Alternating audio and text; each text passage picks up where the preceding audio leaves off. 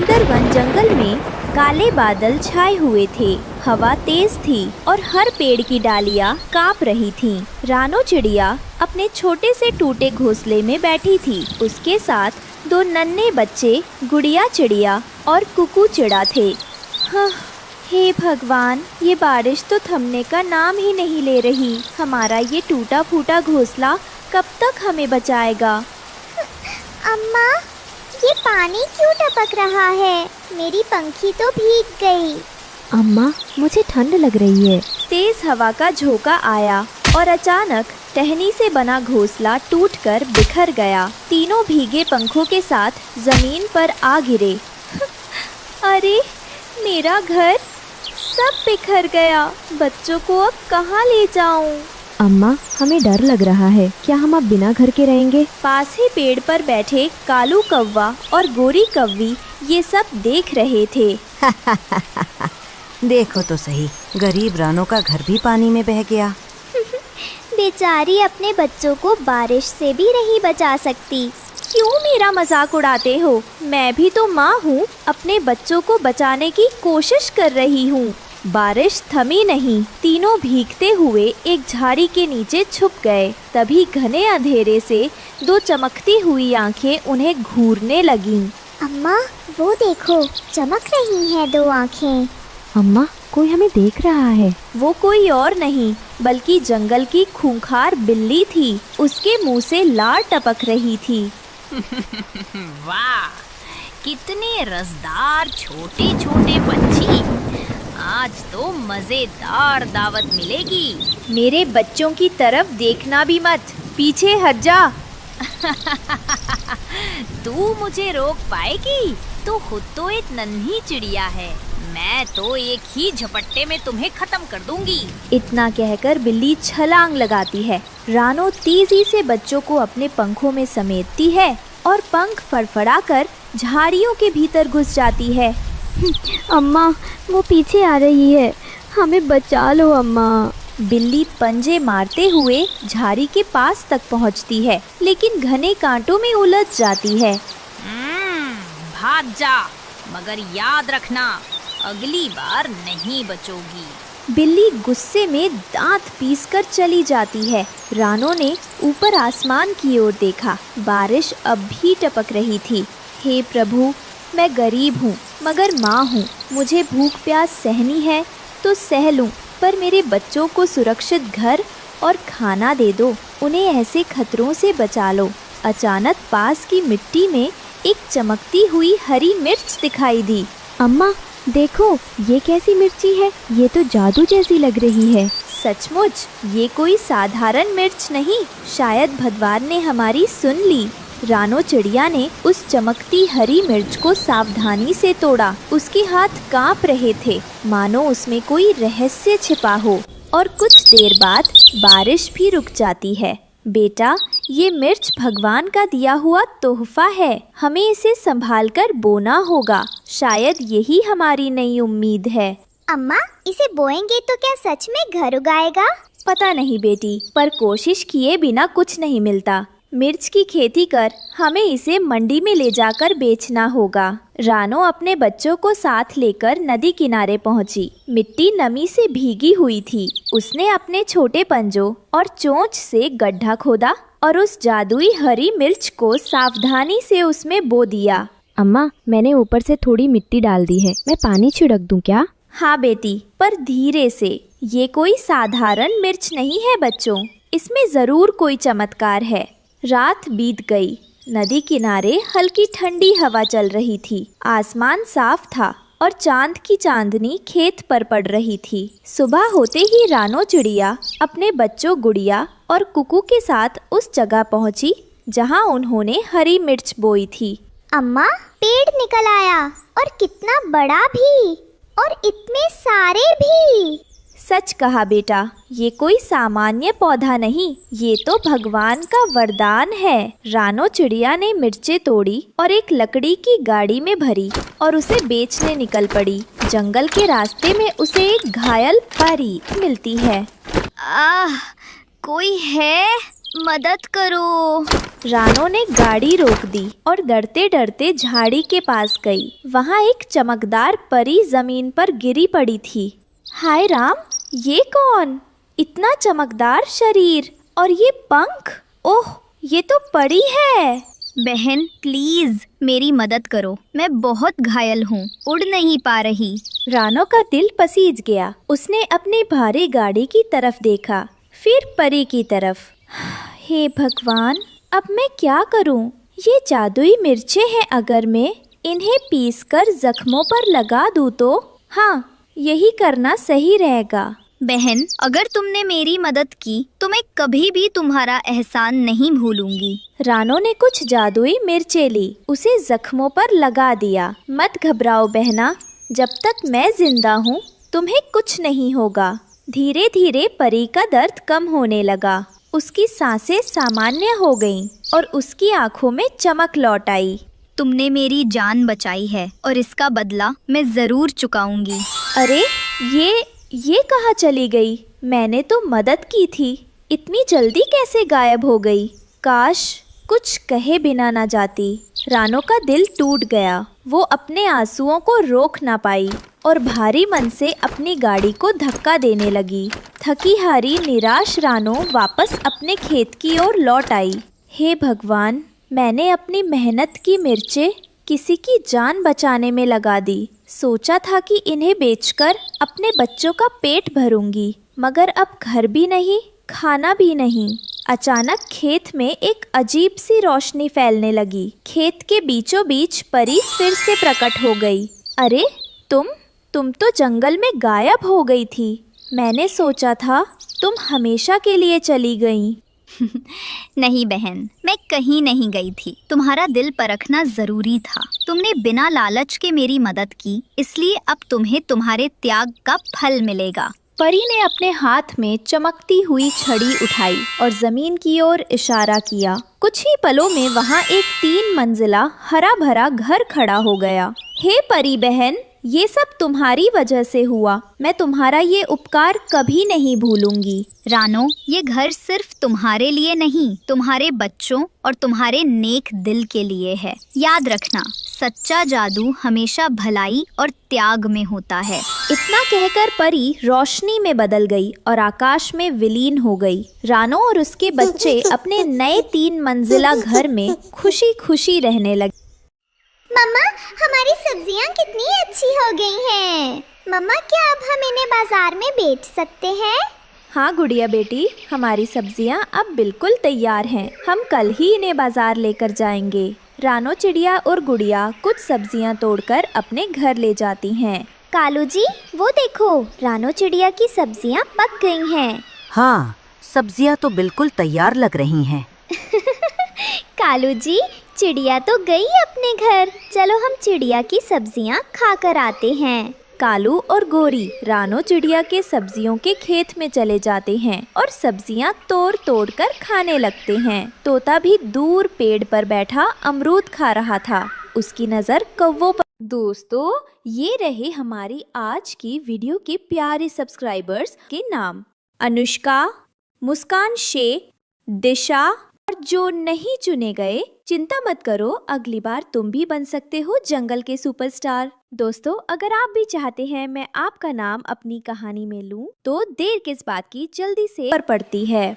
ये कौवे, ये दुष्ट कौवे कैसे रानो चिड़िया की सब्जियां बर्बाद कर रहे हैं। मैं अभी जाकर रानो चिड़िया को बता कर आता हूँ। तोता जल्दी से उड़ता है और अपने घर जाता है। हरियाली, क्या रानो चिड़िया यहाँ आई थी?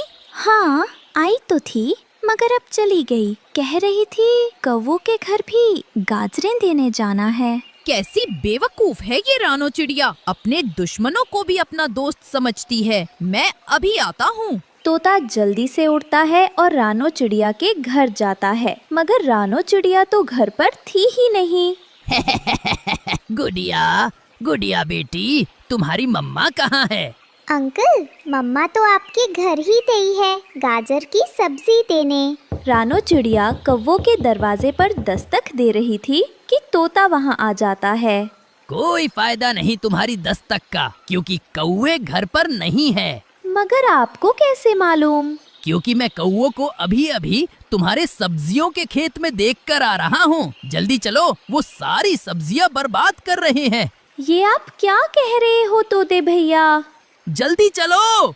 रानो चिड़िया और तोता तुरंत वहाँ से उड़ते हैं और जल्दी से उड़ते हुए खेत में पहुँच जाते हैं। गोरी कालू, कुछ शर्म करो, ये मेरी दिन रात की मेहनत है जिसे तुम दोनों इस तरह बर्बाद कर रही हो। रानो बहन, ये सारी सब्जियां हमने नहीं तोड़ी, ये तो पहले ही कोई तोड़कर फेंक गया था। निकल जाओ मेरे खेत से। दुष्ट कौवा, आइंदा फिर कभी मेरे खेत की तरफ मत आना। गोरी और कालू वहाँ से चले जाते हैं। वह थोड़ी दूर जाकर एक पेड़ पर बैठ जाते हैं। कालू जी, हमारी इतनी बेइज्जती तो कभी नहीं हुई जितनी रानो चिड़िया ने की है आज। मैं छोड़ूंगी नहीं इस छोटी चिड़िया को। मैं बदला लेकर ही रहूंगी इस चिड़िया से। गोरी नाम है मेरा, गोरी। मगर रानो चिड़िया तो अपने घर चली गई थी, वो यहाँ क्यों आई? तुमने देखा नहीं, वो मोटी चोंच वाला तोता भी उसके साथ ही था, उसी ने बताया होगा। मैं छोड़ूंगा नहीं, उस तोते के बच्चे को मैं छोड़ूंगा नहीं। रानो चिड़िया अपने घर चली जाती है। मम्मा, तोता अंकल आए थे, आपका पूछ रहे थे। काफी जल्दी में थे वो। सब ठीक तो है ना? हाँ, वो गोरी और कालू। रानो चिड़िया सारी बात गुड़िया को बताती है। मम्मा, वो दुष्ट कव्वे रात होते ही फिर से सब्जियां खाने आ जाएंगे। उसका इंतजाम मैंने कर लिया है, आप चिंता मत करो। रानो चिड़िया और गुड़िया खाना खाती हैं। कालू जी, रात होने ही वाली है, उस रानो की सब्जियां तो मैं छोड़ूंगी नहीं। अब हम उसकी सब्जियां नहीं चुरा सकते। क्या क्या मतलब? उसने अपने खेत में घंटियां लगा दी हैं। अगर हम गए तो वो बजने लगेंगी। कालू जी, आइडिया। अगर सब्जियां हमारी ना हुई तो उस रानो चिड़िया की भी कभी नहीं होंगी। गोरी कालू के कान में कुछ बताती है। हाँ, अब यही सजा होगी उस रानो की बच्ची की। रात हो जाती है। कौवा और कव्वे जहरीला पाउडर लेकर चिड़िया के खेत के ऊपर उड़ने लगते हैं और वो जहरीला पाउडर दूर से ही रानो चिड़िया की सब्जियों पर डाल देते हैं। अब आएगा मजा। गोरी और कालू जल्दी से उड़ने लगते हैं कि तभी गोरी कव्वे का पंख झाड़ियों में ही फंस जाता है। कालू जी, मुझे जल्दी से निकालो, ये ना हो कि कोई हमें यहाँ देख ले। जल्दी करो। निकाल तो रहा हूँ, क्या करूँ अब?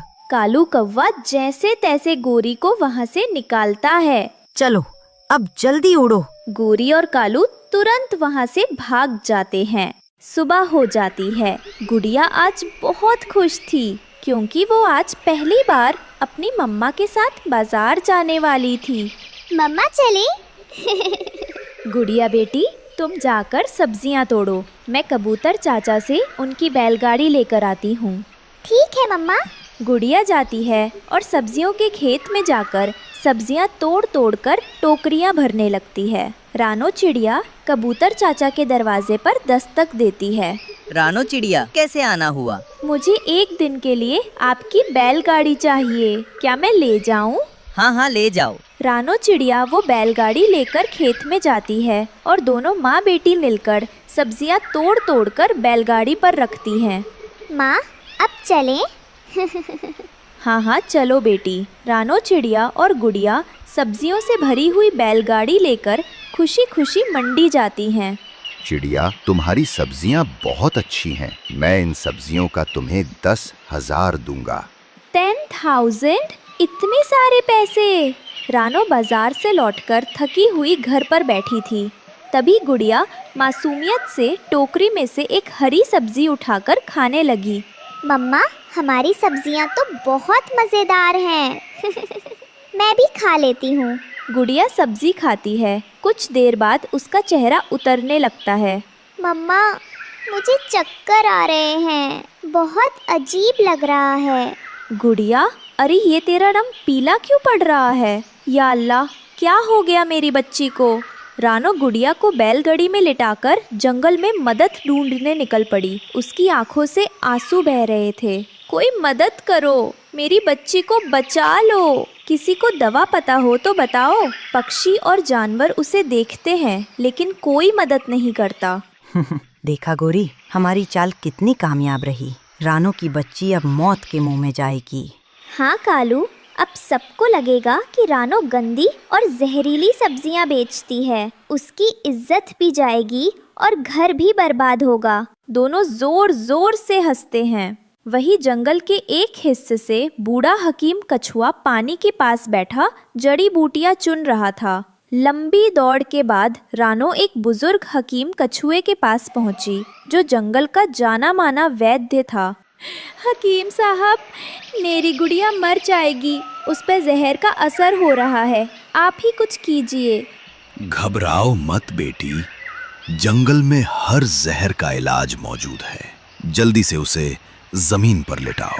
वो अपनी पोटली से कुछ पत्ते निकालकर गुड़िया को काढ़ा पिलाता है। कुछ ही देर में गुड़िया की सांसें संभलने लगी। उसका चेहरा फिर से लालिमा से भर गया।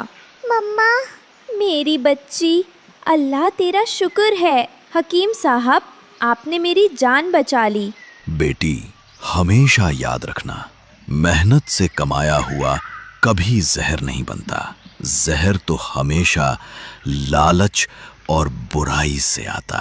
हरे भरे खेतों के बीच एक छोटे से मटर के खेत में रानो चिड़िया रहती थी। उसका अपना मटर का घर था, जो मटर की बेलों से बना था। रानो हर दिन बड़े प्यार से खेत देखती। ये मेरा प्यारा मटर का घर है। मैं इसमें मटर बोऊंगी और खूब सारी फलियां निकालूंगी। फिर मैं अपने दोस्तों को भी खिलाऊंगी। एक दिन सुबह सुबह रानो ने खेत में मेहनत शुरू की। उसने छोटे छोटे मटर के बीज मिट्टी में दबा दिए।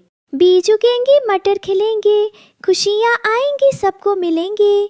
दिन बीतते गए, बीज जमीन में पड़े रहे, लेकिन आसमान से बारिश की एक बूंद भी नहीं गिरी। रानो चिंतित हो गई। खेत की मिट्टी सूखी पड़ी थी। रानो रोज देखती, पर कुछ नहीं उग रहा था। वह उदास होकर पेड़ की छांव में बैठ गई। काश कोई बादल आता और मेरे खेत में बरस जाता। आखिरकार रानो ने ठान लिया कि वह खुद ही बादलों से मदद मांगेगी। वह पंख फैलाकर आसमान की ओर उड़ चली। ऊंचे ऊंचे पेड़ों से ऊपर जा पहुंची। ऊपर नीले आसमान में उसने एक बड़े गोल मटोल सफेद बादल को देखा। उसका नाम था बबलू बादल। ओ बबलू भाई, जरा मेरी बात सुनो। अरे, कौन बुला रहा है? ओह, तुम तो प्यारी सी रानो चिड़िया हो। क्या बात है? बबलू भाई, मैंने अपने खेत में मटर बोए हैं, पर बारिश ही नहीं हो रही। अगर ऐसे ही रहा तो मेरा मटर का घर सूना रह जाएगा। प्लीज मेरे खेत में पानी बरसा दो।